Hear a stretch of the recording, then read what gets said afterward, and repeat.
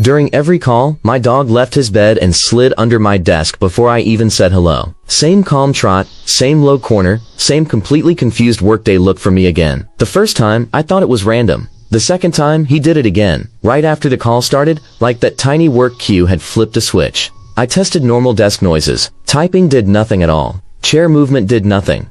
But the call start routine made his head lift every single time. So, I started blaming the laptop. More specifically, that little camera light near the top edge, because his timing matched it almost perfectly during calls every morning too. Then I noticed the weird part. He was never staring up at the laptop. He always settled low, tucked under the desk, facing the same quiet corner instead of me.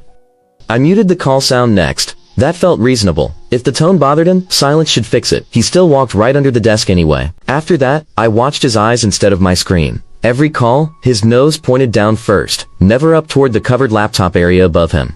I even made the laptop look as inactive as possible. The screen stayed dim and unreadable, but he still moved like the same hidden work signal had started anyway each time. That is when I committed to the camera light theory. Maybe he noticed a tiny glow, maybe he disliked that start of call moment, and honestly, it fit. So I covered the camera light area with a sticky note. For 1 second, it looked like progress. He paused longer, then still curled under the desk anyway. The detail that bothered me was his angle. The sticky note was above him, but his body kept facing the floor-level corner, every time below.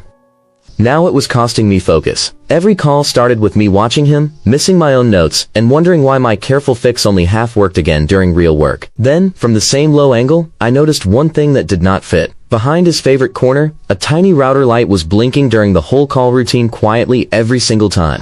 I looked back at him differently. He was calm, tucked in, and settled. Not causing trouble, just choosing the same little spot every time again softly. On the next call, I stopped rushing the explanation. He lifted his head, walked over, and settled with that same quiet confidence again under my desk edge. So I moved his bed closer to the desk, safely away from the corner. It almost worked, until my chair suddenly had nowhere comfortable to go during the call smoothly. I shifted the bed again, leaving room for my knees and keeping the corner visible. He sniffed it, then angled toward that same spot without moving in. My next try looked clean on paper. The bed was neat, the desk was clear, and he calmly chose the awkward space between both of them like my layout was wrong. That is when the old clue finally paid off. He did not need the router spot. He needed the router direction from a safe resting place beside my desk instead safely. So I angled the bed toward that corner. On the next call, he walked in, curled up, and kept his nose pointed toward the blinking light from there comfortably now. One more call started, and I waited for him to disappear under the desk again. He paused at the old route, then chose the bed instead. Now every call starts the same way. The router blinks, he settles safely in his angled bed, and I still wonder how long it took you to spot the cue before me first.